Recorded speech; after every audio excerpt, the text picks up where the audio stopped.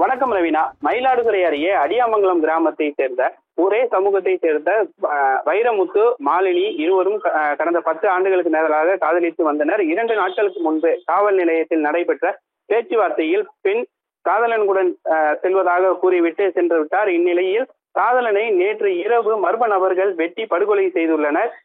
இந்த சம்பவம் அறிந்த மயிலாடுதுறை மாவட்ட காவல் கண்காணிப்பாளர் ஸ்டாலின் நேரில் சென்று விசாரணை செய்த நிலையில் காதலியின் தாயார் விஜயா, காதலியின் சகோதரர்கள் குணா, குகன், சித்தப்பா பாஸ்கர் உள்ளிட்ட 6 பேர் மீது நடவடிக்கை எடுக்க கோரி பாதிக்கப்பட்ட குடும்பத்தினர் அளித்த புகாரின் பெயரில் இருவரை கைது செய்து விசாரணை மேற்கொண்டு வருகின்றனர். போலீசார் மேலும் தலைமறைவாக உள்ள குணால், குகன், பாஸ்கர், பெண்ணின் தாயார் விஜயா உள்ளிட்டவரை தேடி வருகின்றனர். இந்நிலையில் காலையில் இருந்தே மயிலாடுதுறை அரசு மருத்துவமனையில் இறந்த வைரமுத்துவின் உறவினர்கள் கூடி வந்த நிலையில் இருவருமே பட்டியல் சமூகத்தை சேர்ந்தவர்கள் என்றாலும் மாலினியின் தாயார் மற்றும் மாட்டு சமூகத்தை சேர்ந்தவர் என்பதால் கொலை சம்பவத்திற்கு தூண்டுதலாக இருந்த மாலினியின் தாய் விஜயா மீது ஆணவ படுகொலை காரணமாக இருந்ததாக கூறி அவர் மீது SC/ST வன்கொடுமை தடுப்பு சட்டத்தின் பிரிவில் நடவடிக்கை எடுக்க வலியுறுத்தி உயிரிழந்த இளைஞர்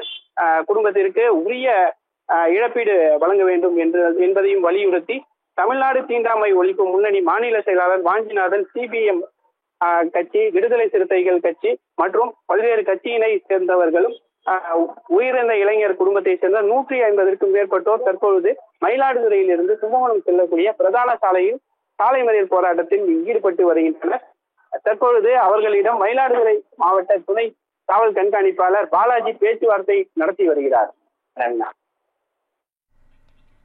கூடுதல் விவரங்களை வழங்கியமைக்காக நன்றி யோகேஸ்வரன்.